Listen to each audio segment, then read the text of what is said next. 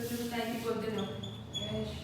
Cash and bank balance, cash and bank balance और cash equivalent.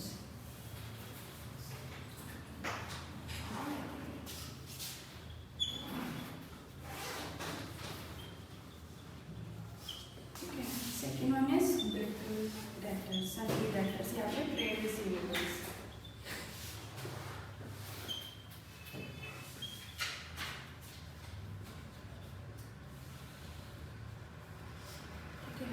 Third one is inventory. Fourth one is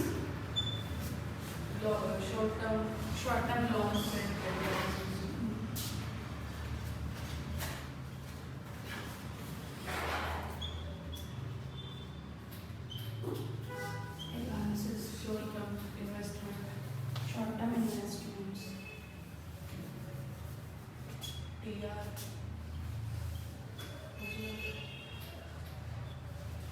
marketable securities.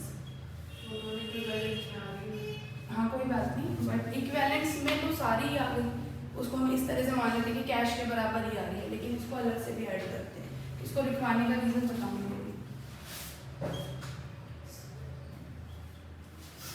Seventh one is other current assets. Other current assets में और क्या क्या आ गया? जो भी बच गया, like prepaid expenses,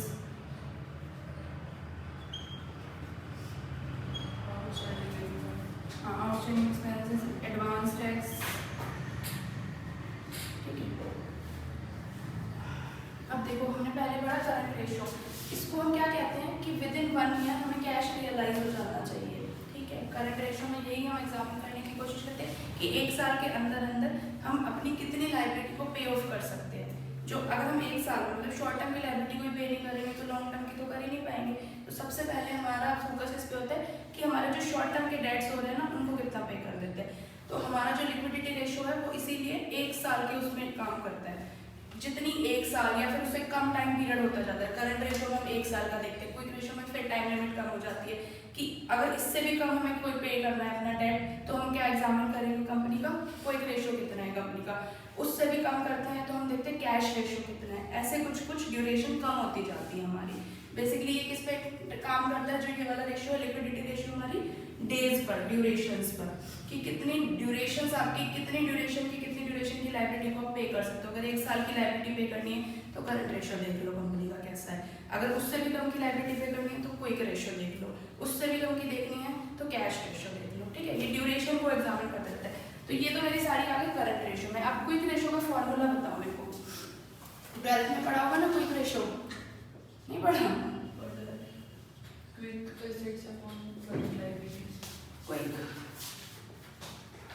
quick assets over current liability. ठीक है, करंट लायबिलिटी तो वही हो गई जो हमने करंट एसेट्स वाले फॉर्मूला, करंट रेशियो वाले फॉर्मूला में पढ़ी थी। ठीक है, लेकिन यहाँ पे क्या चीज अलग हो गई हमारी? Quick assets. क्विक का क्या मतलब है? इमीडिएटली कितना? अगर मैंने तुम्हें आज पैसा दिया तो मैं कहूँगी आज ही वापस दे दो? नहीं, कितना टाइम दूंगी तुम्हें?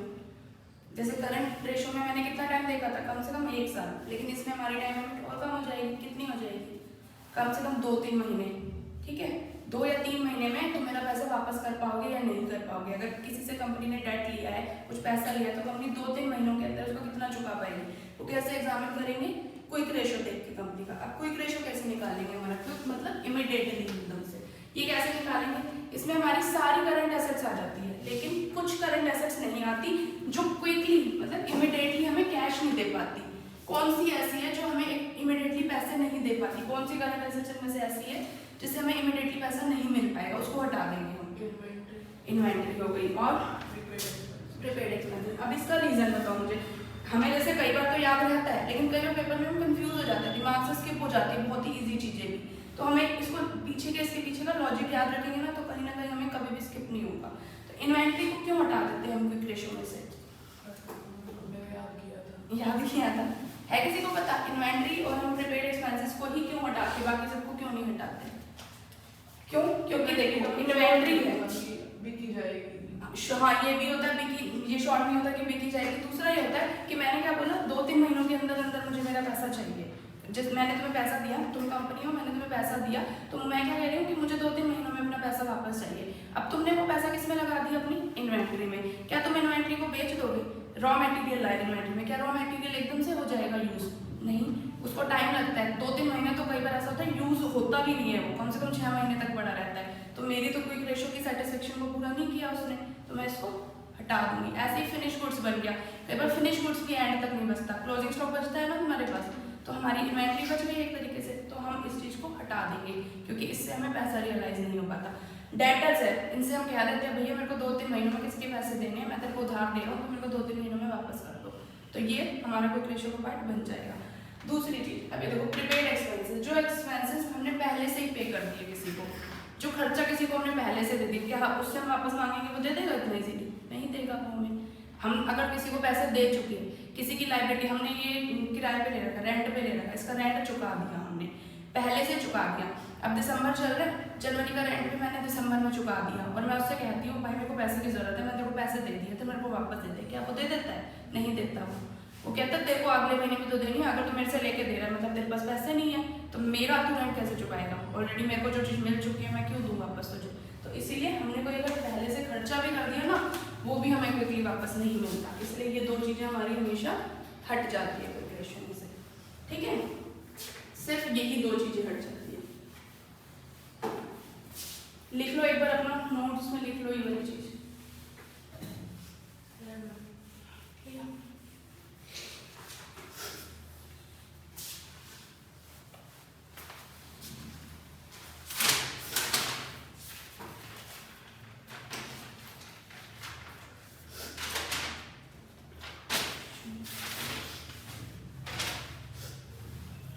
क्वेश्चन करना जैसे वो करंट रेशो का करा था ना, ऐसे इसका क्वेश्चन करना।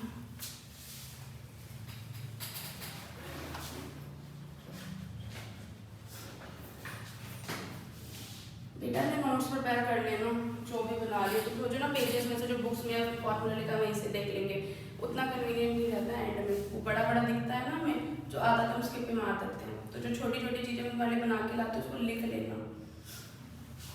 करंट ये सोल्व करना है, क्वेश्चन में काट लेना साथ में, कॉपी में देखूंगी पिछला क्वेश्चन भी और ये वाला भी।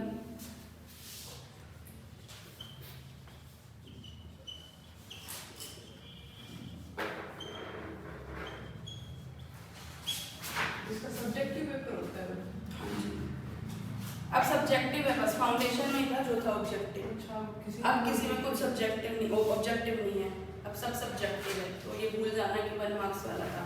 1 मार्क्स में तो बस अब ये होता है कि जैसे फाइनल लेवल पे या इंटर लेवल पे कुछ वो डाल देते हैं 20 या 30 मार्क्स के MCQs, लेकिन पूरा पेपर बाकी सब्जेक्टिव है उसके अलावा। और ये तो सब्जेक्टिव ही है। आपके इसमें FM और इको तो है ना, FM 60 मार्क्स के और इको 40 मार्क्स का है।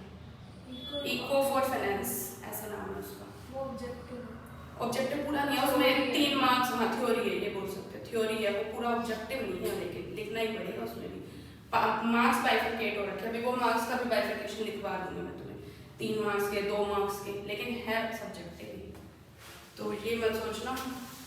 और अब तुम्हारे को जो वो होगी ना स्टेप मार्किंग भी, तो जैसे अब आपको रेशियो बोला है, तो वो रेशियो अगर आपका पूरा सही होगा तो मिलेगी, या फिर अगर आपने बाइफरकेशन करके दिया करंट एसेट्स में क्या क्या चीजें आनी थी तो उसको बाइफरकेट करके लिखा तो पूरा सही हुआ, जितना अमाउंट आता है वो उसकी मिलेगी। ये नहीं कि करंट एसेट्स में आपने लिख दिया कि कैश में कैश इक्विवेलेंट्स आता था, ये चीज आती थी, ये चीज आती थी, ये चीज आती थी, 10 लिखनी थी, 9 लिखनी थी, तो दे देंगे वो। इतनी इजीली नहीं करते वो, जब तक कैश करंट एसेट्स आपने पूरी सही निकाल के नहीं दिखाई ना तब तक वो 1 मार्क्स नहीं देंगे। ठीक है, तो आपकी जो सब्जेक्टिव में स्टेप मार्किंग होगी, अब फाउंडेशन में थोड़ा इजी लेवल रखा, इंटर में थोड़ा और बढ़ा देंगे, तो थोड़ा तो हम बढ़ाएंगे ना लेवल।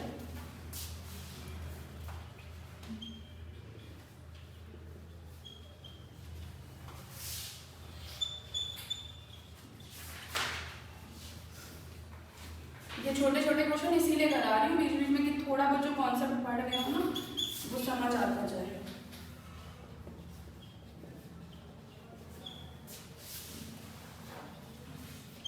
क्विक रेशियो निकालना है इसमें आपको।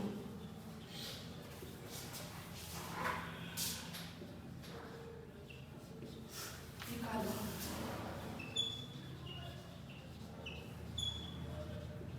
बड़े क्वेश्चंस पे डायरेक्ट इसीलिए अभी नहीं जा रहे हैं, पहले छोटे छोटे कॉन्सेप्ट्स कर लो, फिर बड़े क्वेश्चंस करेंगे। फिर एक बार आ जाएंगे ना कॉन्सेप्ट समझ, तो बड़े क्वेश्चन करना थोड़ा इजी हो जाएगा।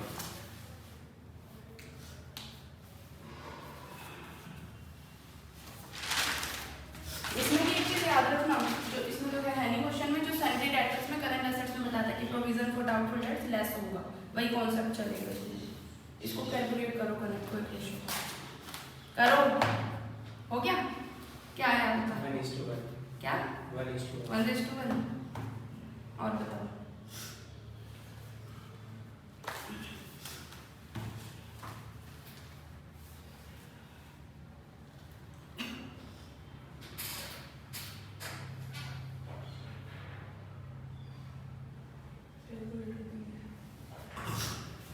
ध्यान से करना, गलत मत करना।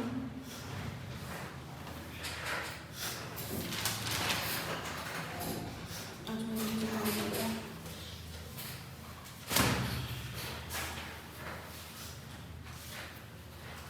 न्यू ईयर पे कौन कहाँ जा रहा है?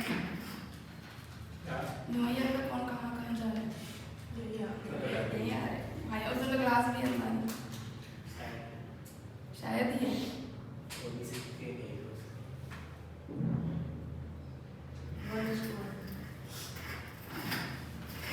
आ गया?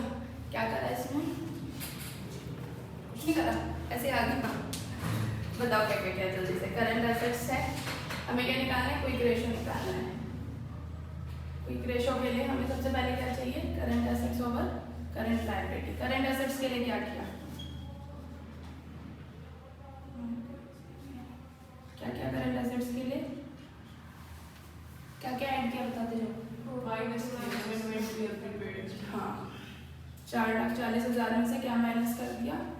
95,000 एंड 5,000। कितना आया? 340। करंट लायबिलिटी है, ये करंट एसेट्स हमारी क्या बन गई बेसिकली? Quick assets. और करंट लायबिलिटी में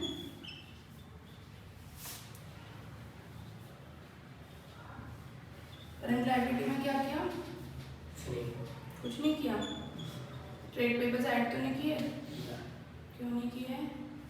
करंट लायबिलिटी में ऑलरेडी ऐड है। ठीक है, ये चीजें छोटी छोटी सी है जो ध्यान रखना।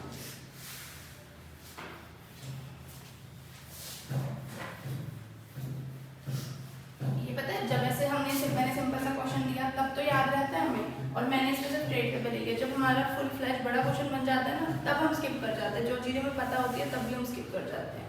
तो बस क्वेश्चन को ध्यान से पढ़ना है।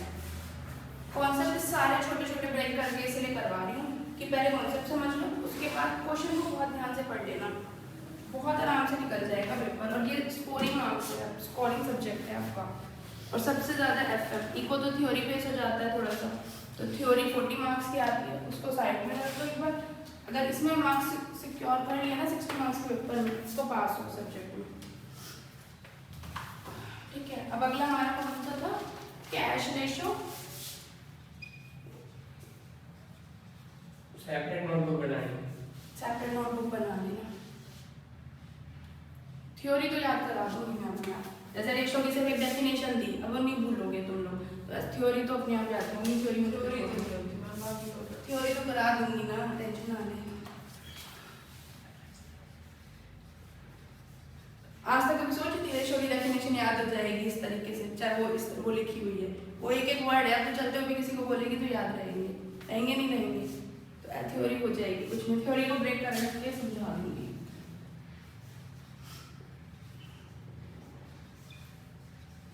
थ्योरी में टेंशन नहीं है। Cash ratio, absolute liquidity ratio, इसमें क्या होता है? मैंने जैसे बोला, करंट रेशो में क्या? 1 साल की ड्यूरेशन। क्विक रेशो में क्या? 2 to 3 मंथ्स। और इसमें क्या हो गया? फिर ड्यूरेशन कम हो गई। कितनी ड्यूरेशन? 1 हफ्ता ले लो, 15 दिन ले लो, 20 दिन ले लो। एक्चुअली जितनी जल्दी हमें रियलाइज हो जाए, जितनी जल्दी कंपनी को, क्योंकि ये रेशो क्यों बने, मैंने शुरू में बताया था क्यों बना ये रेशो का चैप्टर, कंपनी की पूरी ग्रोथ को देखने के लिए कि कंपनी कहाँ पर स्टैंड करती है। हमने करंट रेशो से क्या देखा कि अगर भाई कंपनी को 1 साल में किसी का पैसा देना है तो दे पाएगी नहीं दे पाएगी, कैसे देखोगे? सारे जाकर डॉक्यूमेंट चेक करोगे, सारी बैलेंस शीट उन सबको रीड करोगे, नहीं कर पाते इतनी जल्दी। और टॉप मैनेजमेंट जो हमारे हेड होते हैं उनके पास तो वैसे ही टाइम नहीं होता, वो सिंपली रेशो करते हैं। या फिर इनको छोड़ो, कभी बैंक से लोन लेने जाते हो, बैंक डॉक्यूमेंट्स मांगता है, ये रेशो जरूर मांगता है फाइनेंस करवाते हो जब। रेशो हमेशा बैंक मांगता है, बैंक हो, इन्वेस्टर्स हो, इवन जो अच्छे क्रेडिटर्स होते हैं वो भी मांगते हैं रेशियो हमारे। क्यों मांगते हैं? इसी के बेस पे वो एग्जामिन करते हैं आपकी ग्रोथ कंपनी की।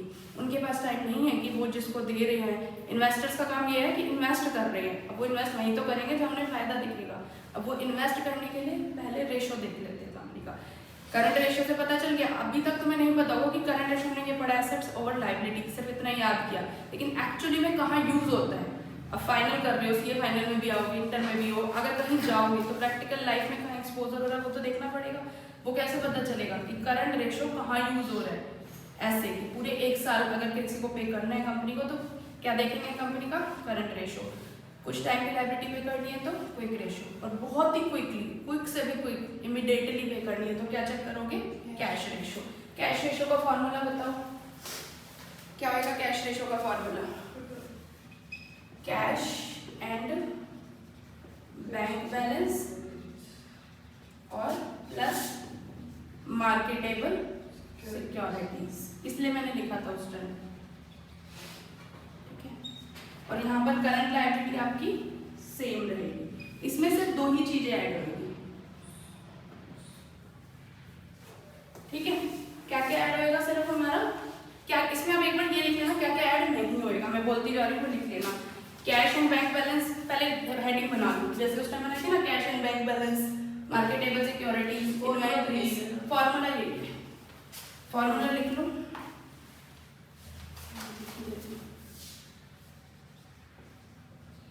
Cash and bank balance,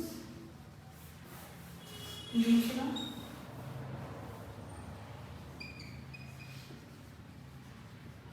sundry debtors, तीसरा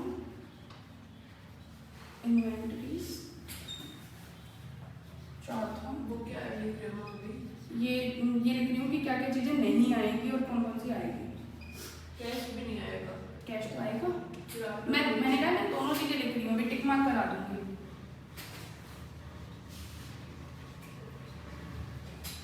अभी तो मैं समझा रही हूँ तो ये तुम्हें समझ में आ रहा है, याद है, आगे के लिए जब बार बार पढ़ोगे ना तो पूरा डिटेल लिखा होगा ना तो इजी रहता है। देखो कैश एंड बैंक बैलेंस आएगा, सन्ड्री डेटर्स नहीं आएंगे, इन्वेंटरीज नहीं आएंगे क्योंकि इनसे भी हमें कोई 15-20 दिन में, हफ्ते भर में नहीं मिलता, इनसे भी नहीं मिलता। ये तो हमारा कोई रेशो कोई पार्ट नहीं बनी थी तो यहाँ तो बनने का ही मतलब नहीं। अदर करंट एसेट्स भी हमारी नहीं आएगी जैसे प्रीपेड एक्सपेंसेस, एडवांस टैक्स, क्योंकि ये भी हमारी क्विक रेशो का पार्ट नहीं बनी थी। जब हमें 2-3 महीने में नहीं मिला तो 15-20 दिन में तो कहाँ से मिलेगा इनसे पैसा। और दूसरा शॉर्ट टर्म लोन, अब किसी को लोन दोगे तो वो तो भैया साल भर में भी नहीं मुश्किल से निकालता, वो फिर भी हम क्विक रेशो का पार्ट बना लेते हैं उसको, लेकिन कैश रेशो में तो बिल्कुल भी नहीं आता। तो ये भी नहीं मिलेगा। ये मार्केटेबल सिक्योरिटीज, जो मार्केट में जाओ आज खरीदी, अगर आज बेचने को तैयार हो तो वो बिक जाए, ठीक है, तो वो हमारी क्या है, कैश रेशो का पार्ट बन जाएगी। उतार लो इसको। बेसिकली ये सप्ताह भर से भी कम टाइम पीरियड में रियलाइज हो जाता है पैसा। कॉल मनी वाला कॉल मनी, गुड मनी वाला, हाँ ये को बता, थ्योरी पढ़ी होगी 12th में को बताइए। शेयर वाले चैप्टर में। इको में है, बिजनेस में पता नहीं। इको में तो नहीं होगा ये, बिजनेस में तो कुछ हो सकता है, हाँ थ्योरी होगी इसकी, प्रैक्टिकल तो फाइनल में आता है इसका सेकंड चैप्टर, वो सब जल्दी आता है। हाँ इको में, सॉरी बिजनेस में था। हाँ वो थोड़ी सी मीनिंग बता देते हैं आपको कि आज गए पैसा लेने, जैसे हर रोज की शेयर मार्केट नहीं चलती क्या, शेयर मार्केट ओपन कब होती है? सुबह 9:30 बजे तक, 9:15 बजे ओपन हो जाती है मार्केट, और ख़त्म कब होती है? शाम को। बंद कब होती है? 6 बजे? नहीं है, 3-3 बजे बंद। उसके बाद तो अंदर का काम चलता रहता है, जैसे बैंक नहीं होती क्लोज, 4 बजे बैंक बंद हो जाते हैं, बैंक की वर्किंग बंद हो जाती है। उसके बाद पहले की बैंक के एम्प्लॉइज की छुट्टी थोड़ी होती है, उनकी छुट्टी कब होती है? 6 बजे। तो अपना वहाँ का संभालते भी तो है काम, ऐसे ही शेयर मार्केट का काम है। सवा 9 बजे जो काम करते हैं, जो इन्वेस्ट करते हैं, उनकी आंखें वहीं लिखी होती है, 9:15 से 3:15 तक उनकी आंखें वहीं लगी होती हैं। अब तो फिर भी ऑनलाइन काम हो गया, पहले मार्केट में होता था, एक्चुअली में वहाँ मार्केट में खड़े होते थे। मूवी देखी है किसी ने, बहुत आई थी बीच में, वो भी चले थे, वेब सीरीज भी चली थी, इस तरह की देखा करो, बहुत सीखने को देख रखी है। एक गफला मूवी थी, पुरानी मूवी है, अगर कभी टाइम मिले देखना। एक वेब सीरीज भी बनी थी, नाम नहीं आ रहा मुझे, अभी लेटेस्ट बनी थी वेब सीरीज, स्कैम, हाँ स्कैम बनी थी, वो देखिए, अच्छी है ना। वो एक्चुअली उसी मूवी में बेसिकली पुराना कैसे होता था, नया कैसे होता है। सो इसमें बहुत सारे हमारे जो मतलब इंडियंस थे, बहुत ज़्यादा स्कैम भी करे हुए हैं। मूवी देखना, मूवी बहुत बढ़िया मूवी है, तो तुम लोगों को तो देखनी भी चाहिए इस तरह की मूवीज। वैसे ही देखते हो ना, उससे बेटर इस तरह के, इससे तुम्हें ये पता चलेगा तुम्हारा सब्जेक्ट जो होते हैं ना, वो बहुत इजीली समझ आने लग जाएंगे जब प्रैक्टिकल कोई चीज़ देख लोगे तो। अगला हमारा कौन सा है? Basic defense interval ratio. 3 हो गए ना?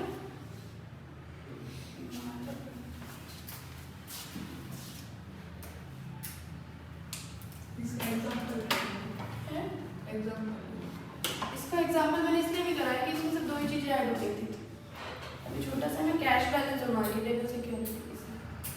अब अच्छा लगने लग गया ना एग्जाम्पल, पहले दिन वो लग रहा था क्यों लिखना पड़ता है।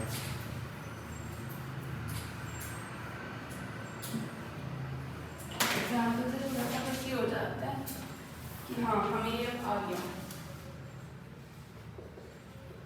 बेसिक डिफेंस इंटरवल रेशियो, दूसरा नाम क्या था इसका? Interval major.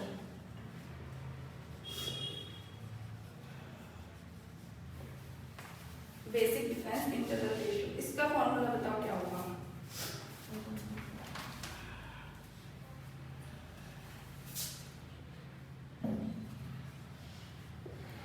छुट्टी के टाइम पे मिलते होंगे, हैं? इंटरवल के टाइम पे मिलते होंगे। अच्छा,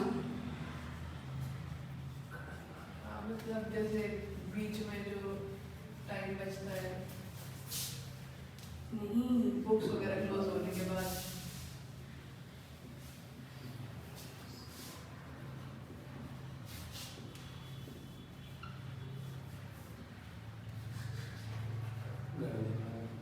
अब देखो, अभी तक के हमने रेशियो में क्या पढ़ा था? हम करंट एसेट्स को चेंज करे जा रहे थे। करंट लायबिलिटीज ने क्या कोई गुनाह किया है? इसको छेड़ ही नहीं रही। करंट एसेट्स, करंट रेशियो में भी हमने करंट एसेट्स का पढ़ा, करंट एसेट्स और करंट लायबिलिटी दोनों को डिफाइन किया। क्विक रेशियो में हमने करंट एसेट्स में से कुछ चीज़ें हटा दी, ठीक है। कैश रेशियो में उसमें से हमने और ज़्यादा चीज़ें हटा दी, सब 2 ही चीज़ें रखी। लेकिन करंट लायबिलिटी तीनों में क्या रही? स्टेबल रही। तीनों फॉर्मूला मैं बाय हार्ट तुमको याद कराने की कोशिश कर रही हूँ, इतना एक्सप्लेन करके, रटवाने की नहीं। डोंट क्रैम, क्रैम करोगे तो 100% कहीं ना कहीं भूलोगे और अटकोगे। अब चौथा आ गया। चौथे में हमने क्या किया? इन्होंने बोला करंट एसेट्स तो बस अब हो गई स्टेबल हमारी, उसको हम नहीं छेड़ेंगे। अब आ गई करंट लायबिलिटी की बारी। करंट लायबिलिटी में अभी तक हम सब कुछ लेते थे, जो भी लॉन्ग टर्म की लायबिलिटीज हमें पे करनी है, लेकिन अब हम क्या करेंगे? इसमें से सिर्फ वो लायबिलिटी लेंगे जो डेली खर्चे, मतलब जो डेली के हमारे खर्चे, बहुत लॉन्ग रन के नहीं, 1 दिन के खर्चे लेंगे हम। अभी तक हमने क्विक रेशियो तक पहुंच गए थे, क्विक रेशियो के बाद करंट एसेट्स को स्टेबल कर दिया। क्या क्या ऐड किया इसमें? कैश एंड बैंक बैलेंस या कैश इक्विवेलेंस, और दूसरा मार्केटेबल सिक्योरिटीज। लेकिन लायबिलिटी में क्या हो गया? Daily operating expenses. अब डेली ऑपरेटिंग एक्सपेंसेस हमारे क्या होते हैं? ये रेशियो में क्या डिफाइन करता है? ये रेशियो क्यों पढ़ रहे हैं? अभी तक मैंने तुम्हें 3 रेशियो बता दी थी, टाइम लिमिट कम होती जा रही है, हो गई। अब चौथे रेशियो में टाइम लिमिट तो नहीं है, अब 1 से मैंने बोला 4 दिन में पैसे रियलाइज हो जाते थे कैश रेशियो में। अब 4 दिन से भी कम किसी से कैसे पैसे रियलाइज करवाओगे? कैसे मतलब कंपनी अपने पे ऑफ करेगी? कंपनी चला रहे, कोई छोटा मोटा वो खेल थोड़े खेल रहे कि भाई एक ही दिन में, आज मैंने तुझे पैसा दिया, मैं कह रही हूँ 2 घंटे बाद मुझे मेरे पैसे वापस ला के देते। पॉसिबल है ऐसा? तू क्या कह यार मेरे को जरूरत है, मेरे पास नहीं है, तभी तो मैं तुमसे ले रही हूँ ना पैसे, और तुम ऐसे कह रहे हो कि मेरे को 2 घंटे में दे दो। क्या दे पाएगी कंपनी ऐसे पैसे? तो बस वहाँ स्टॉप हो जाओ। कंपनी की जो रेशियो वाली एसेट्स को लेकर हमें ग्रोथ चेक करनी थी, वो कैश रेशियो तक थी। अब आती है कि क्या कंपनी अपने डेली के खर्चों को मीट कर पा रही है? कंपनी के पास इतना पैसा है कि वो डेली के खर्चों को मीट कर पाए? वो कैसे पता चलेगा? Basic defense interval ratio. किससे पता चलेगा? बेसिक डिफरेंस इंटरवल रेशियो से, कि कंपनी के जो डेली खर्चे हैं ना, उन खर्चों को मीट करने के लिए कंपनी के पास पैसा है या नहीं है, चाहे तो वो करंट अभी अवेलेबल हो पैसा या फिर कंपनी जल्दी से उसको अवेलेबल करवा पाए अपने लिए। ठीक है, वो उसमें क्या क्या चीजें होगी जो इमीडिएटली उसको पैसा मिल सकता हो। इमीडिएटली क्या करंट एसेट्स वाला पैसा मिल जाएगा उसको? सारा नहीं मिलेगा। कोई एसेट वाला मिल जाएगा इमीडिएटली? वो भी नहीं मिलेगा, क्योंकि वो भी 15-20 दिन में मिलेगा। कंपनी को क्या चाहिए? इमीडिएटली कैसे मिलेगा? जो या तो उसके पास हार्ड कैश रखा हुआ है या फिर कैश की फॉर्म में कुछ शेयर्स रखे हैं या कोई ऐसी सिक्योरिटीज रखी है जिससे कंपनी अगर आज भी मार्केट में जाएगी वो बिक जाएगा और कंपनी को पैसा मिल जाएगा। और पैसा हाथ में होगा तो कंपनी अपने डेली के खर्चों को कर पाएगी, उसको अपने निपटा पाएगी सारे। अब ये डेली, ये तो हमें पता है, इसमें से दो चीजें ऐड होती। डेली ऑपरेटिंग एक्सपेंसेस अब कैसे निकालोगे? कैसे निकालते हैं डेली ऑपरेटिंग एक्सपेंसेस? इसके लिए हम सबसे पहले निकालेंगे ऑपरेटिंग एक्सपेंसेस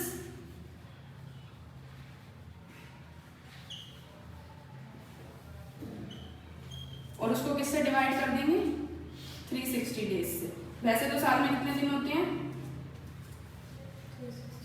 365 डेज होते हैं, या फिर वो लीप ईयर में कितने होते हैं? 366 डेज। फैब में 29 डेज होते हैं। लेकिन हम जनरल अपनी फाइनेंस के टर्म्स में 360 डेज ही ज़्यादातर लेकर चलते हैं। हमने एक क्राइटेरिया सेट कर लिया कि 360 दिन है हमारे पास, हम पूरे खर्च ऑपरेटिंग खर्चे देख लेंगे, मतलब कंपनी के पूरे साल के कितने खर्चे हो रहे हैं और उसको डिवाइड कर देंगे 360 दिन से, उसको एक दिन का खर्चा हम बना लेंगे। हमने एक दिन का खर्चा बना लिया। अब ऑपरेटिंग एक्सपेंसेस क्या होते हैं? पहले तो मैंने डेली ऑपरेटिंग एक्सपेंसेस बताया, ऐसे निकलेंगे, ये चीज निकलेगी ऐसे। अब ये कैसे निकलेगी? ऑपरेटिंग एक्सपेंसेस में निकालने पड़ेंगे। ऑपरेटिंग एक्सपेंसेस क्या होते हैं हमारे?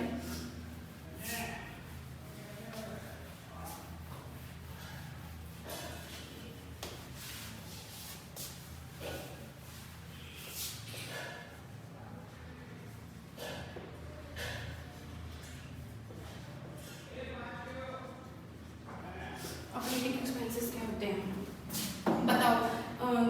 किस कॉस्टिंग पड़ी होगी, तुमने पढ़ी होगी कॉस्टिंग। बताओ ऑपरेटिंग एक्सपेंसेस क्या होते हैं? कुछ भी बताओ, जितना भी पता है उस लेवल तक बताओ। मतलब जो डेली के ऑपरेटिंग एक्सपेंस जो बिजनेस को चलाने के लिए, बिजनेस को ऑपरेट करने के लिए, जनरल टर्म्स में भी समझोगे क्या? सैलरीज नहीं, लेकिन हमें ये इसने नॉर्मल मेरे को मतलब बताया कि ऑपरेटिंग खर्चे हमारे ये होते हैं, लेकिन कंपनी के लिए हम क्या देखेंगे? कंपनी के फॉर्म में देखेंगे जो प्रोडक्ट को बनाने के खर्चे, रॉ मटेरियल हो गया, एक तरीके से बोल सकते हो। इसमें सब कुछ क्या मिला लोगे? Cost of goods sold, goods को बेचने तक के खर्चे, सब कुछ इसमें इंक्लूड हो जाएगा। ठीक है, गुड्स को जब आप बना, cost of goods sold, goods को बना के बेचने तक के जो भी खर्चे हैं ना, वो सारे ऐड हो जाएंगे। अब ये तो कॉस्ट आ गई। अब इसमें और क्या चीज ऐड कर दोगे? सेलिंग और डिस्ट्रीब्यूशन के खर्चे।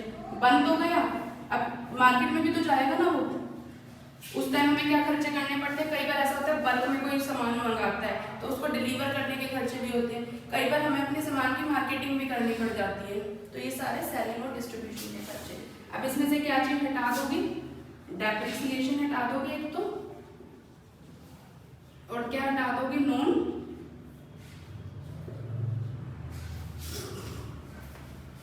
नॉन मॉनेटरी आइटम्स या नॉन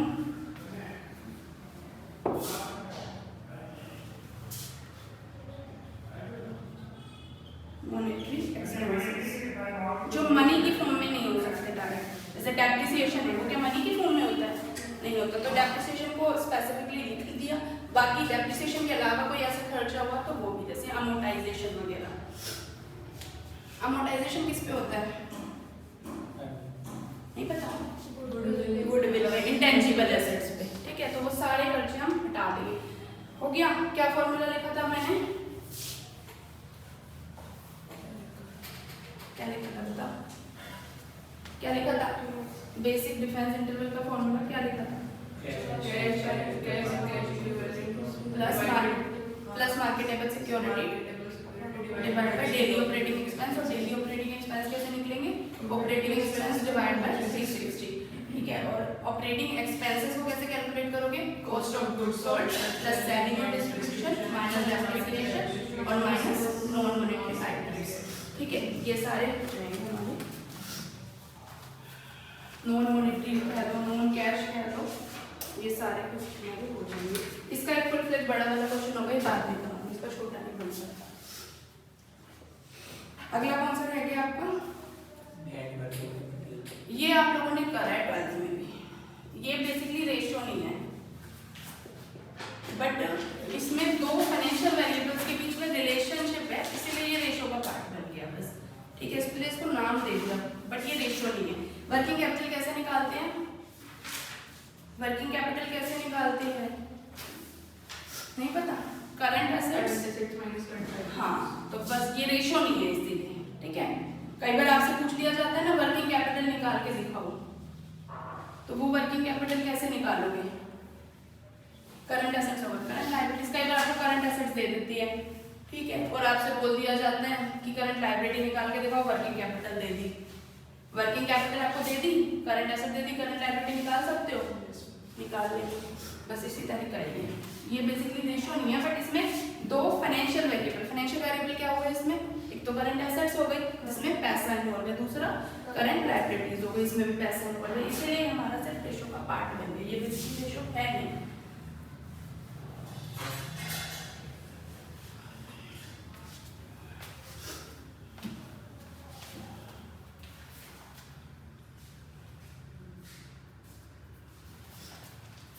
अगला हमने कौन सा पढ़ा था?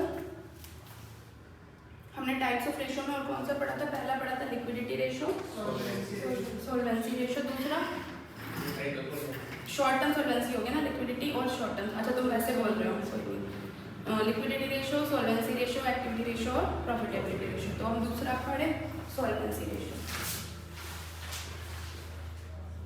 याद हो गए सारे रेशियो को? नहीं हुआ तो फिर नहीं होंगे, इससे ज्यादा नहीं बना सकती पर यार। सोल्वेंसी का क्या होता है इसमें? इसका नाम और दूसरा क्या है? Long term solvency ratio. ये क्या फॉर्मूला से पहले हमारे ये क्या दिखा रहा है? लॉन्ग टर्म सोल्वेंसी मतलब कंपनी एक साल से ज्यादा अगर किसी की डेट पे करनी है तो वो कैसे पे कर सकती है, वो कैसे कंपनी की एग्जामिन करेंगे सिचुएशन इन रेशियोज को जान के। इसके अंदर जो सब रेशियोज रहेंगे उनको देख के, ठीक है। अब सोल्वेंसी रेशियो करने से पहले इसके जितने भी रेशियो है ना, 9, 10, 11, 9, 10 जो भी रेशियो है, वो रेशियो करने से पहले हम पहले इसमें जो कुछ बेसिक टर्म्स आती है उनके मतलब बता दूंगी मैं आपको। सोल्वेंसी में बेसिकली डेट और इक्विटी का ज्यादा यूज होता है, क्योंकि लॉन्ग टर्म में हमारे ज्यादातर क्या यूज आते हैं? डेट या फिर इक्विटी। डेट मतलब हमने जो बाहर से पैसा उठा रखा है, बाहर से पैसा किस फॉर्म में उठा सकते हो? कंपनी या तो अपना खुद का पैसा लगाती है, खुद का पैसा क्या होता है? इक्विटी। और बाहर से किससे उठाती है? डिबेंचर होल्डर से उठा सकती है, प्रेफरेंस शेयर कैपिटल से उठा सकती है। प्रेफरेंस शेयर कैपिटल भी बनता तो इक्विटी का पार्ट ही है, लेकिन फिर भी कंपनी को उसका पैसा नॉर्मल इक्विटी के शेयर होल्डर से पहले पे करना पड़ता है। डिबेंचर होल्डर्स को कंपनी को क्या देना पड़ता है रूटीन में? इंटरेस्ट। प्रेफरेंस शेयर होल्डर को क्या देना पड़ता है? डिविडेंड। और इक्विटी शेयर होल्डर को बच जाता तो दे देते हैं, नहीं बचता तो नहीं देते। पढ़ा था 12th में शेयर होल्डर का चैप्टर, शेयर कैपिटल का चैप्टर, जिसमें कैलकुलेट करते थे तुम लोग, तो वही सारी चीजें इसमें डिटेल में बनती चली जाएगी। सोल्वेंसी रेशियो, सोल्वेंसी रेशियो में हमारी क्या क्या चीजें आ जाती है? ये हमारा क्या बताता है? Long term debt. और डेट हमारा कैसे आता है? बोरोइंग्स से। अब बोरोइंग्स में क्या चीज इंक्लूड होती है? क्या क्या इंक्लूड होता है बोरोइंग्स में? प्रिंसिपल और इंटरेस्ट, ठीक है। अब सोल्वेंसी रेशियो या लॉन्ग टर्म सोल्वेंसी से हम क्या जानने की कोशिश करते हैं कि क्या कंपनी जो पैसा बोरो कर रही है, वो बोरो किए हुए पैसे की जो दो फॉर्म होती है, प्रिंसिपल और इंटरेस्ट, उसको वापस कर पाएगी, उसको चुका पाएगी, पे ऑफ कर पाएगी उसको। जो कंपनी ने ले रखा है बोरोइंग की फॉर्म में, बोरोइंग की फॉर्म में किस तरीके से पैसा आता है? एक तो प्रिंसिपल देना होता है कंपनी को वापस, और कोई भी बंदा या कोई भी इन्वेस्टर्स हमें क्यों देगा? वो रिटर्न में हमसे कुछ मांगेगा, क्या मांगेगा वो हमसे? इंटरेस्ट। तो क्या कंपनी वो दोनों चीजें दे पा रही है? किस हद तक दे पा रही है? वो सारे कैसे चेक करेगा वो? लॉन्ग टर्म बोरोइंग्स या फिर लॉन्ग टर्म सोल्वेंसी रेशियो को चेक करके। अब इसमें क्या क्या टर्म्स आते हैं, जैसे नहीं होता डिक्शनरी में कोई क्वेश्चन पढ़ रहे हो, जैसे हमने रेशियो की डेफिनेशन बताई, तो उससे पहले मैंने आपको बताया वेरिएबल क्या है, फिर फाइनेंशियल वेरिएबल क्या है, फिर रेशियो का मतलब बताया, उन सबको जोड़ के मैंने पूरी डेफिनेशन बना दी। ऐसे ही अब ये रेशियो करने से पहले इनमें जो जो टर्म्स यूज होंगी उनको लिखवा रही हूँ, उनको देख लेना, लिख लेना, और एक बार कोशिश करना रीड करने की, क्योंकि वो टर्म्स आपके फॉर्मूला में यूज होएगी।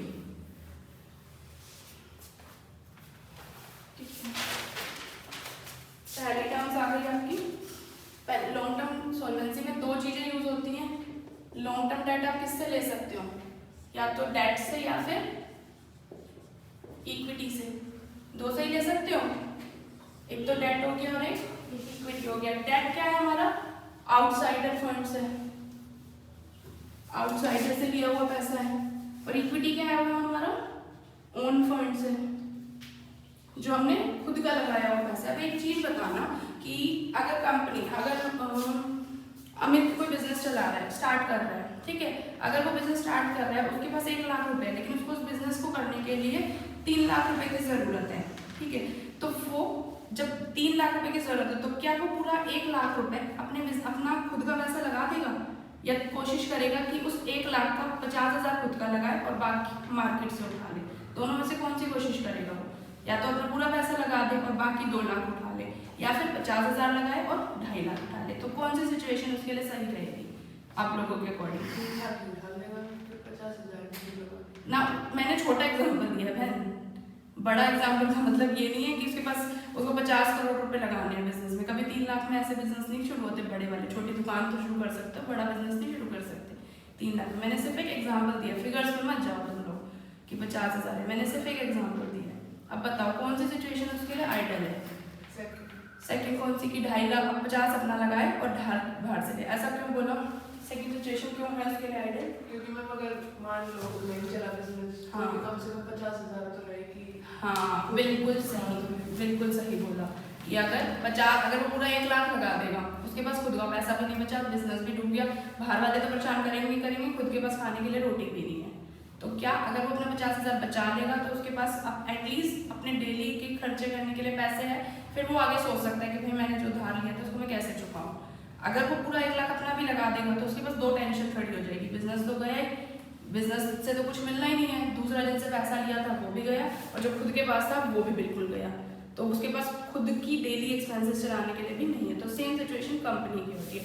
बेशक कंपनी के पास सफिशिएंट फंड हो, ये एग्जांपल कंपनी को 3 लाख लगाने हैं, कंपनी के पास पूरा 3 लाख रखा हो, तब भी कंपनी अपना पूरा 3 लाख कोशिश करती है नहीं लगाती, वो 1.5 लाख अपना लगाएगी और 1.5 लाख बाहर से ले लेगी, ताकि अगर कल को कुछ दिक्कत आई, अनसर्टेनिटीज आ गई, तो उस अनसर्टेनिटीज को वो बियर कर पाए, अपने उस सिचुएशन से निकल पाए।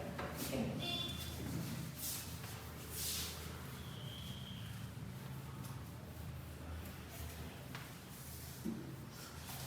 डेट में क्या क्या इंक्लूड होता है? क्या क्या इंक्लूड होता है डेट में? बोलो। Long term borrowing, yes, long term loan, debentures. कैसे देख के तो नहीं बोल रही? डिवेंचर्स और बताओ क्या होता है? Provisions, long term provision. हाँ, बेसिकली यही होते हैं जो पूरा पैसा मिल रहा है। अब एक चीज और देख सकते हो, टोटल डेट। टोटल डेट में सब, इसमें सब कुछ आ जाता है कि जहाँ पर डेट यूज होगा ना, जैसे फॉर्मूला लिख लो डेट ओवर इक्विटी, इस तरह के फॉर्मूले, तो उस डेट में क्या क्या आएगा अलग से बता दिया। लॉन्ग टर्म बोरोइंग्स और लोन्स तो आएंगे, डिवेंचर आ जाएंगे, और जो उसके अलावा कोई और डेट होगा ना जो लॉन्ग टर्म से रिलेटेड होगा, मोर देन 1 ईयर से रिलेटेड होगा, वो भी आ जाएगा। और चौथा क्या होता है? टोटल डेट्स में तो फिर ये भी दो इंक्लूड हो गए, कैपिटल एम्प्लॉयड, जैसे वो करंट लायबिलिटी और ट्रेड पेबल्स था। ठीक है, इसको आप ये लिख सकते हो अदर टोटल डेट्स करके, जैसे अदर करंट एसेट्स नहीं थी वैसे लिख सकते हो अदर डेट्स, टोटल भी नहीं अदर डेट्स करके, कैपिटल एम्प्लॉयड। ये कौन से रेशो को लिखवा रहे हो? किसी रेशो के नहीं लिखवा रही फिलहाल, अभी मैं सिर्फ सॉल्वेंसी रेशो में जो टर्मिनोलॉजी यूज होगी ना उनका मतलब बता रही हूँ। रेशो के भी लिखवाऊंगी, लिखनी है? हाँ लिखनी है एक बार। आपने इनके नोट्स बना रखे हैं ना? मेरे तो नोट्स थोड़े रफ वे में है, फोटोकॉपी नहीं करवा पाओगे। नहीं, फिर हम बना लें। आपको बना देंगे कुछ, लिख लो, बल्कि साथ साथ ही लिख लो, बेटर रहेगा। अभी नोट नहीं है ना? अच्छा फिर कोई रफ में करेंगे फिर तो मैं तुम्हारी बुक से तुम्हारे में जितना सिलेबस से जो कर रखा होता है पहले के वो बना रखे होते हैं। Other debts, capital employed. Capital employed में क्या क्या होता है? कैपिटल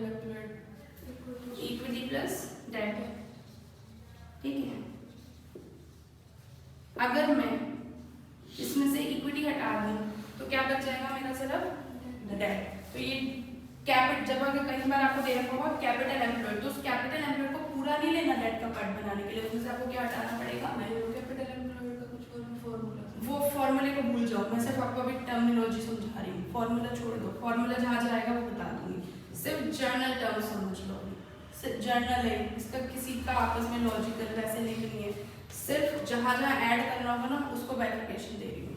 कैपिटल एम्प्लॉयड में क्या होगा, इक्विटी प्लस डेट, इसमें से इक्विटी हटा दोगे तो क्या बच जाएगा, डेट, और वो डेट हमारी टोटल डेट या फिर जहाँ पर डेट यूज होगा वहाँ उसका पार्ट बन जाएगा। वैसे ये total assets minus total liability होती है ना? हाँ वैसे होती है टोटल एसेट्स और टोटल लायबिलिटी, लेकिन यहाँ पर हमें एसेट्स को नहीं लेना, सिर्फ डेट और इक्विटी के उसको लेके चलना है। ये ऐसा इसलिए क्योंकि जब भी तुम्हें इस रेशो का क्वेश्चन भी आएगा ना तो तुम्हें उसी तरह की चीजें दे रखी होगी, तो जिस तरह की चीजें दे रखी होगी वो फॉर्मूला भी उसी तरीके से बनाया हुआ है। अब इसके बाद क्या आता है हमारा डेट के बाद, इक्विटी। इक्विटी में क्या होता है, इक्विटी में क्या आता है, इक्विटी शेयर होल्डर का पैसा आता है। इक्विटी शेयर होल्डर्स कौन कौन से होते हैं, जो इक्विटी शेयर होल्डर्स शेयर खरीदते हैं, जो इक्विटी शेयर्स खरीदते हैं। इक्विटी शेयर्स कौन खरीदते हैं, जिन्हें वोटिंग राइट चाहिए, जिन्हें वोटिंग राइट चाहिए होता है। हमारे जो शेयर होल्डर्स होते हैं बेसिकली दो तरह के होते हैं, कौन कौन से होते हैं, इक्विटी शेयर होल्डर्स और प्रेफरेंस शेयर होल्डर्स। इन दोनों में डिफरेंस पड़ा था पहले, क्या क्या डिफरेंस था, इनके पास वोटिंग राइट होता है, उनके पास नहीं होता। हाँ बेनिफिट क्या मिलता है, एक तो वोटिंग राइट का मिलता है और दूसरा जब ज़्यादा प्रॉफिट होता है तो ऐसा तो नहीं है ज़्यादा प्रॉफिट पहले उन्हें डिविडेंड दिए जाते हैं, हाँ। उन्हें बाद में दिए हाँ जाते चाहे ज़्यादा प्रॉफिट हो या लिक्विडेट हो रही हो कंपनी तो पहले प्रेफरेंस दी जाती है प्रेफरेंस वालों को, शेयर इक्विटी वालों को बाद में दी जाती है। क्यों दिया जाता है ऐसा, क्योंकि बेसिकली ये माना जाता है कि इक्विटी वाले घर के ही लोग हैं। अब कंपनी बनाई है, ठीक है, कंपनी छोड़ो, लोन लिया किसी से तुमने तो 50,000 का लोन चाहिए था, ठीक है, 25,000 खुद के लगा लिए, 10,000 अपने दोस्त से ले लिए और बचे हुए 40,000 किससे ले लिए, अपने भाई से ले लिए।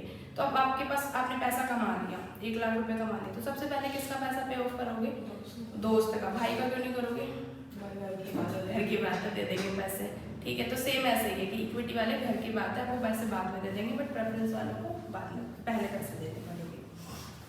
तो इक्विटी शेयर होल्डर्स हो गए, प्लस दूसरा कौन सा हो गया, प्रेफरेंस शेयर होल्डर हो गए, प्रेफरेंस शेयर होल्डर्स हो गए, ठीक है। इनका पैसा लगाया, अब आपके पास टोटल शेयर कैपिटल आ गई। अब आपने टोटल शेयर कैपिटल को मिला के जो भी काम करना था वो कर लिया, उसके बाद आपके पास कुछ लॉस भी हो गया, तो वो लॉस क्या सिर्फ इक्विटी वाले बियर करेंगे, प्रेफरेंस वाले भी करेंगे। अगर कंपनी ने पैसा लगाया, ठीक है, और लॉस हो गया कुछ, तो वो लॉस दोनों बियर करेंगे या फिर सिर्फ इक्विटी वाले करेंगे, दोनों करेंगे। तो इसमें से हम क्या हटा देंगे, जब भी इक्विटी निकालनी होगी तो पहले दोनों ऐड होंगे और फिर एक्यूमुलेटेड लॉस, जो भी इकट्ठा हुआ लॉस है उसको क्या करेंगे, माइनस कर देंगे, और फिर जो बच जाएगा वो आपकी क्या बच जाएगी, नेट शेयर कैपिटल,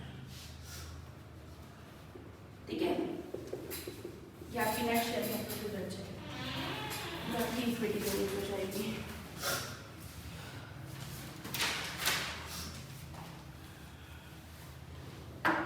ये मैंने आपको पहले डेट बताया, फिर इक्विटी बताया, अब तीसरा आ गया इक्विटी शेयर होल्डर्स का फंड। इक्विटी शेयर होल्डर तो आई थिंक बिल्कुल जनरल, मतलब समझ इसी के साथ मूडिंग हो गया कि इक्विटी शेयर होल्डर में क्या हो जाता है, अगर पूरा शेयर होल्डर कैपिटल देखोगे तो इक्विटी प्लस प्रेफरेंस को हटा दोगे तो क्या बच जाएगा, सिर्फ इक्विटी का पैसा। तो वो टर्म्स हो गई इक्विटी शेयर होल्डर फंड्स, ठीक है। ये 3 टर्म्स थी इसमें बस, कि डेट कैसे निकालते हो, इक्विटी कैसे निकालते हो, इक्विटी शेयर होल्डर कैपिटल कैसे निकालते हो। अब इसके सब रेशियो है, किसके सब रेशियो है, सोल्वेंसी रेशियो के सब रेशियो। सोल्वेंसी रेशियो की सब रेशियो में क्या क्या आएगा,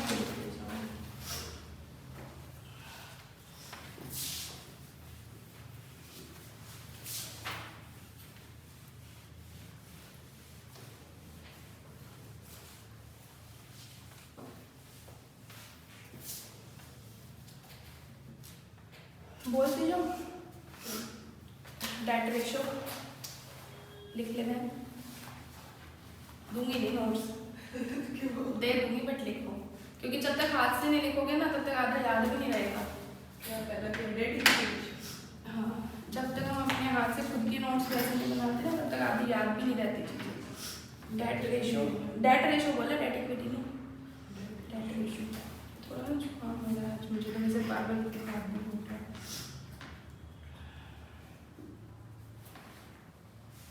इक्विटी रेशो,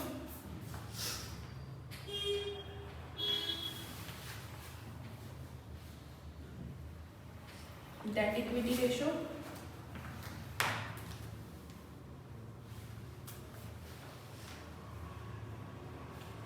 चौथा है capital gearing ratio. Capital gearing ratio, GEARING, capital gearing ratio. Proprietary ratio,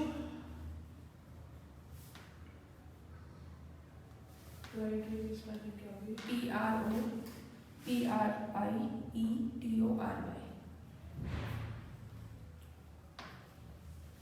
date to total asset ratio,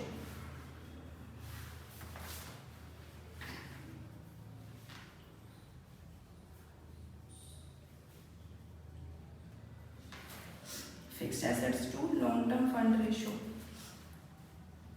ये वाला रेशो आपके आईसीए की मॉड्यूल में नहीं है, बट कई बार पास्ट ऐसे क्वेश्चंस में आया होगा, तो इसलिए मैंने इसको ऐड कर दिया। Assets to total तो fixed assets to long term funds ratio, fixed assets to long term fund ratio. Syllabus है क्या कहीं? सिलेबस से हटा नहीं है, ये कई बार इंस्टीट्यूट डाल देता है किसी क्वेश्चन का पार्ट बना के, सिलेबस से नहीं हटा ये। पहले का था। इतना पहले नहीं है, सारा देख के लेके आई थी मैं, जो भी तुम्हें पढ़ाऊंगी। इतना कोई हार्ड रेशो नहीं है, बेसिक है, पढ़ लेना, आ जाता है तो तुम्हारा ठीक है, आता है हमें इसका कर फॉर्मूला यही होगा ना, fixed assets upon total long term. तो चीज़ें तो दोनों का फॉर्मूला सब सही है, ठीक है। अब आता है जैसे आपका ये लीवरेज जो मैंने पढ़ाया था, सॉल्वेंसी रेशो। क्या? फाइनेंशियल लीवरेज नहीं, फाइनेंशियल लीवरेज नहीं है। 4 रेशो आते हैं जो कवरेज की फॉर्म में, लीवरेज बोल रही है, कवरेज रेशो के नाम से जाने जाते हैं, लेकिन बनते हमारे सॉल्वेंसी रेशो का ही पार्ट है, ठीक है। 4 रेशो अब और है, उसको आप कवरेज रेशो करके भी लिख सकते हो। लिखो, डेट सर्विस कवरेज रेशो,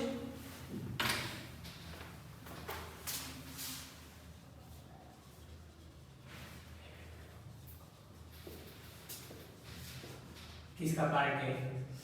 ये उसी का सॉल्वेंसी रेशो का ही पार्ट है, बट ये 4 कवरेज रेशो के नाम से जाने जाएंगे, ये 4 जो बोलूंगी, तो इनको तुम कवरेज रेशो भी लिख सकते हो और सॉल्वेंसी रेशो भी लिख सकते हो।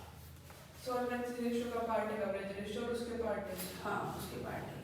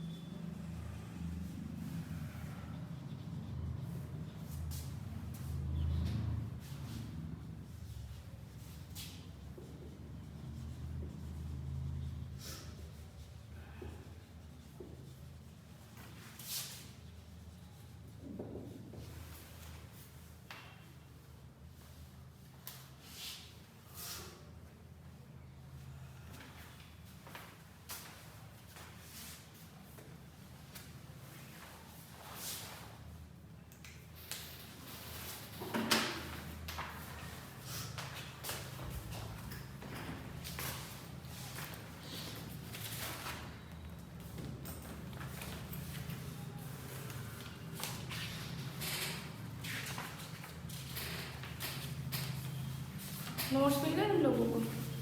दिखाना एक बार, कोई पेज दिखाना अपना। नोट्स तुम्हें मिले? मैं उससे बुक दी मुझे, तुम आगे दिखाना। यही है जो आपको कोई बात नहीं, दिखाना।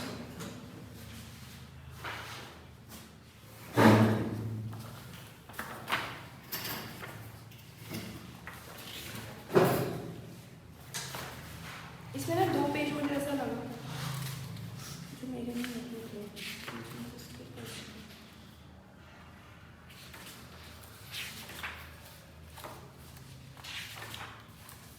इसमें अब एक बार सेकंड क्वेश्चन करने की कोशिश करना। अब सेकंड क्वेश्चन स्टार्ट कर दो पढ़ना, फर्स्ट अभी मत करना। कर लिया? अभी करेंगे। हाँ अभी कर लो। कितना होता है अभी पूरा वैसे हो नहीं पाएगा क्योंकि बहुत सारे रेशियोज में भी करवाए हुए हैं।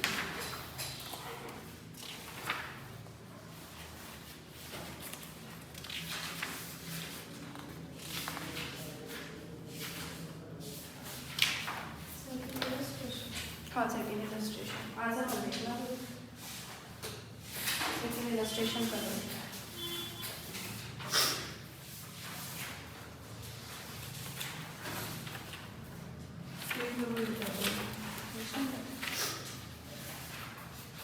पेज नंबर है 39।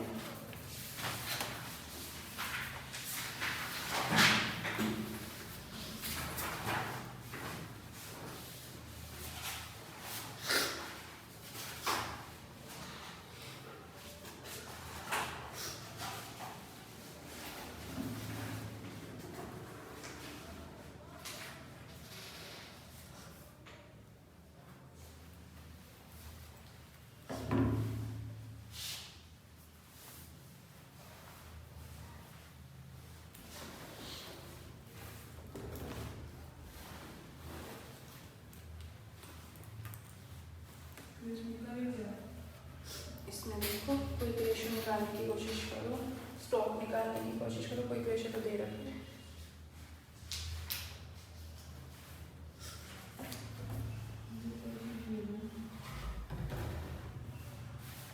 तुम कितना कर पाते हो वो देखो। इसमें तो ये बोल रहा है बनाने ट्रेडिंग। हाँ ट्रेडिंग P&L बनाने के बोल रहा है। तो ट्रेडिंग P&L में हमें क्या क्या चीज़ें चाहिए होती है? Opening stock plus purchases plus direct expenses, उधर क्रेडिट साइड का चाहिए होता है क्लोजिंग स्टॉक, सेल्स। तो अब इसमें हमारे पास क्या क्या मिसिंग है और वो कौन कौन से रेशियो से निकल सकता है। तो आप सिर्फ करंट एसेट्स, आप कोशिश करो सिर्फ इस क्वेश्चन में सोल्व करने की। Current assets, current liability, working capital, जो पहला लिक्विडिटी रेशियो करवाया था ना, उसके जो जो पार्ट्स बनते हैं उसमें से क्या क्या निकाल सकते हो। निकाल पा रहे हो कुछ भी? अभी करंट एसेट्स और करंट लायबिलिटी निकालो। हाँ निकालो। इस तरह का ही क्वेश्चन बनेगा। तब मैंने कहा था कि जो छोटे छोटे क्वेश्चन समझा रहे हो ना, सिर्फ ये सब पार्ट्स हैं। अभी सिर्फ इसका मतलब समझ लो, जब तक ये मतलब नहीं समझ आएगा तब तक ये बड़ा क्वेश्चन में समझ नहीं आएगा। ये सिर्फ एक ट्रायल रन है, अभी नहीं होएगा पूरा, पता है मुझे। पूरा जोन मैं ही कराऊंगी, लेकिन तुम इस बैठ गए तो नहीं होएगा तो बैठ जाओ, कोशिश ही नहीं करनी।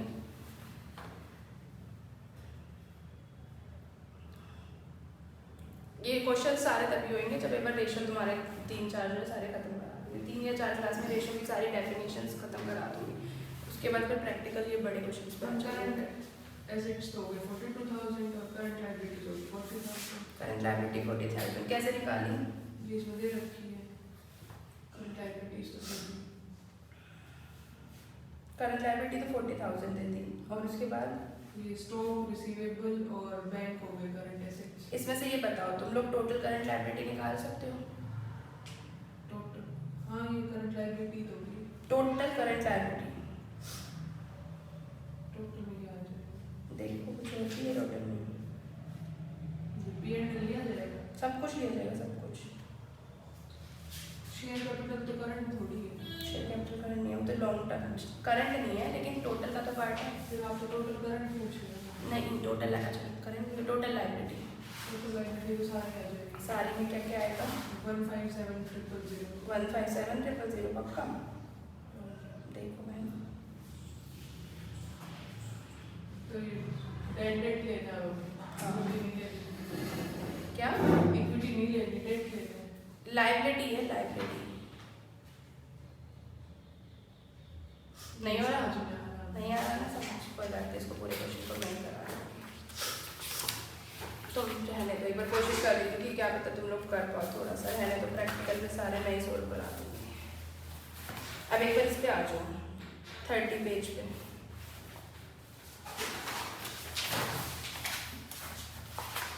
अपनी बुक में से अगर कुछ ऐसा है कि भाई छूट जाए तुम्हारे नोट्स में या किसी दिन, तो यहाँ से भी एक बार रीड करते जाना।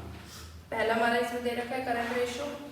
जब भी करंट रेशियो निकालोगे तो साइड में जो मैंने तुम्हें समझाया है या तो वो लिखोगे थ्योरी का पार्ट या नोट का पार्ट बना के, या फिर जो यहाँ पर दे रखा है वो लिखोगे।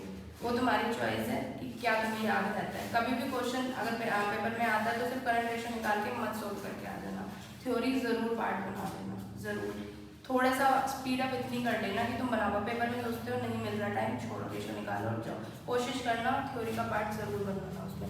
या तो जो यहाँ इंटरप्रिटेशन लिखी हुई है उस रेशो की वो बता देना, या जो मैंने तुम्हें बताई है उसको इंटरप्रिटेट करके जो अपनी लैंग्वेज में लिख पाओ वो लिख देना।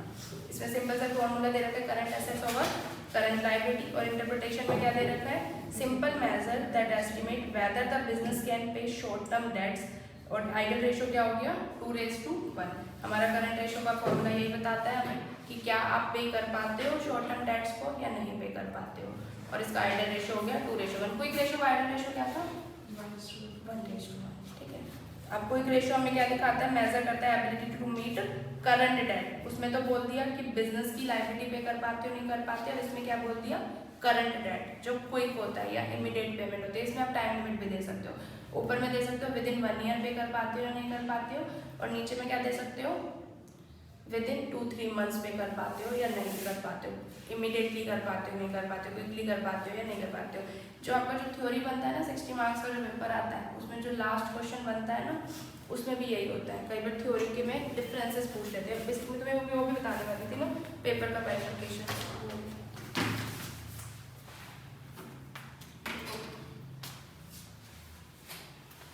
देखा है किसी ने वैसे, मतलब सब्जेक्ट का नाम पता है पूरा फाइनेंशियल मैनेजमेंट। Financial management. आज से 3-4 साल पहले ना ये पेपर एक ही होता था, कॉस्टिंग एंड एफएम, और मतलब जो सेकंड ग्रुप में 3 सब्जेक्ट होते थे बस, ये वाला पेपर ही नहीं होता था। ये अब कॉस्ट और एफएम अलग अलग कर दिया उन्होंने, और एफएम में ये इको भी डाल दिया। तुम्हारे 4 पेपर बना दिए ऑडिट के, पहले 3 पेपर होते थे। और क्या क्या था, ऑडिट था, अकाउंट्स था, और तीसरा मतलब इसका आईटीएसएम। अब आपके 4 हो गए एफएम, एडवांस अकाउंट्स, ऑडिट और आईटीएसएम, ईआईएसएसएम, ये नाम ईआईएसएसएम। क्या बोल रहा हूँ इसकी स्ट्रैटेजिक मतलब इसमें भी 2 पार्ट है, एक ईआईएस है और एसएम है। एक एक में फ्लो चार्ट आता है, मैनेजमेंट है, एक में स्ट्रैटेजिक मैनेजमेंट थ्योरी, मतलब एक पूरा थ्योरी है। पूरा है तो थ्योरी, लेकिन इसमें एक में फ्लो चार्ट भी आता है ना शायद, हाँ एक चैप्टर है ना, वो आता है 10 मार्क्स। तो उस वाले पेपर में एक फ्लो चार्ट का क्वेश्चन पक्का आता है, वो कर लो तो तुम्हारे 10 मार्क्स होते। उसमें थोड़ा ऐसा था कि थ्योरी का पेपर होता है वो, इसको आप तभी सोल्व कर पाते हो जब आपको पॉइंट टू पॉइंट सारे याद होते हैं, वो भी पॉइंट भी इंस्टीट्यूट के मटेरियल के वर्ड्स। ठीक है, सिर्फ ये एक ही सब्जेक्ट ऐसा है, और ऐसा नहीं है कि मतलब पूरे तुम वही करो क्रैम, कोशिश करो कि कुछ पार्ट उसमें जब भी पढ़ोगे ना तो धीरे धीरे वो चीज़ आ जाएगी, जो भी पढ़ाएगा वो बता देगा। बट उसमें एक फ्लो चार्ट का होता है जो तुम्हारा प्रैक्टिकल होता है, उसके नंबर करने के लिए। आपका ये है क्या नाम है, फाइनेंशियल मैनेजमेंट। इसके 2 पार्ट्स हो गए हमारे, एक तो एफएम खुद ही हो गया और दूसरा हो गया इको। इको क्या है, ईएफएफ है इसका दूसरा नाम, ईएफएफ। ईएफएफ क्या है, इको फॉर फाइनेंस, मतलब फाइनेंस के लिए हमें कितनी % इको की जरूरत है उसको स्टडी करते हैं बस हम। हमें अगर हमें जैसे फाइनेंशियल मैनेजमेंट कर रहे हैं, जो फाइनेंशियल मैनेजमेंट में 10 चैप्टर्स है, ठीक है, 2 चैप्टर थ्योरी के हैं इसमें, और उसके लिए हमें कितना इको भी पढ़ना पड़ेगा, मतलब हमारे जो सराउंडिंग एटमॉस्फेयर में चल रही है ना चीज़ें, वो कितनी चीज़ें हमारे फाइनेंस को इफेक्ट करेगी ना, वो हम इसमें पढ़ेंगे। ये पूरी की पूरी थ्योरी है, ये आती है आपकी 40 मार्क्स की और ये आती है आपकी 60 मार्क्स की। इसमें आपके बनते हैं बेसिकली वही क्वेश्चन नंबर 1 आ गया आपका कंपल्सरी, और उसके आगे के कितने क्वेश्चन करने होते हैं नहीं पता। क्वेश्चन नंबर 1 आता है आपका कंपल्सरी, इसमें होते हैं आपके 5 मार्क्स के 4 क्वेश्चन, तो ये तो आपको करना ही करना है। कितना हो गया, 20 मार्क्स का पेपर तो आपका ये हो गया, इसको तो आप स्किप कर ही नहीं सकते। क्वेश्चन सेकंड आता है 10 मार्क्स का, थर्ड भी क्वेश्चन आता है 10 मार्क्स का, क्वेश्चन फोर्थ भी आता है आपका 10 मार्क्स का, क्वेश्चन 5 आता है 10 मार्क्स का, क्वेश्चन 6 आता है आपका, कितने का आता है क्वेश्चन 6, ये थ्योरी आती है, ये भी 10 मार्क्स का। ठीक है, ये आपको कंपल्सरी करना है। इसे 1 2 3 4 5 ये 5 में से आपको एक और क्वेश्चन करना है, मतलब सॉरी एक नहीं 4 क्वेश्चन हो गए, एक क्वेश्चन स्किप करना है। तो अब इसमें से आप देख लो कि सारा प्रैक्टिकल करते हो या थ्योरी करते हो। कई बार वैसे तो ज़्यादा नहीं होता 10 मार्क्स 10 मार्क्स 10 मार्क्स, अब इसमें थ्योरी भी बीच में डाल देते हैं क्वेश्चन की और पूरा प्रैक्टिकल भी बना देते हैं। 60 का होगा। हाँ 60 करनी है। ये 70 वो मत देखना मैं, ये ऑप्शनल है ना। हाँ तो 40 मार्क्स बाकी।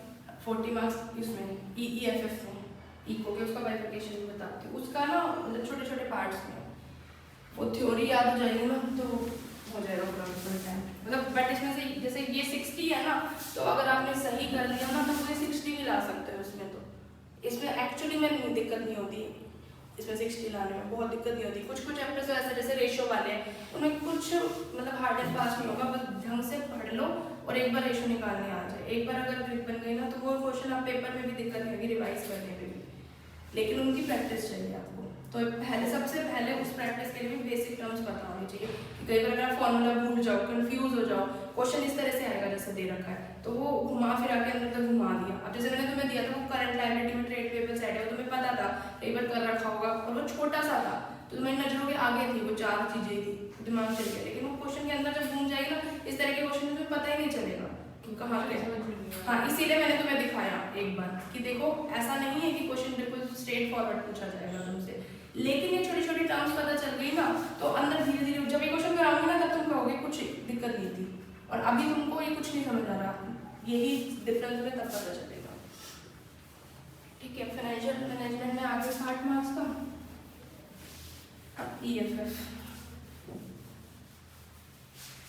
लेकिन इन सब के लिए बस यही है अपना टाइम डिवोट करके चलना, स्किप मत करना पढ़ाई को बिल्कुल भी। घर पे भी चाहे आधा पौन घंटा जो कर रहे हो ना वो रिवाइज कर लो। कोशिश यही रहेगी कि क्लास में भी तुम्हें करा दूँ मैं ज़्यादा से ज़्यादा एक बार।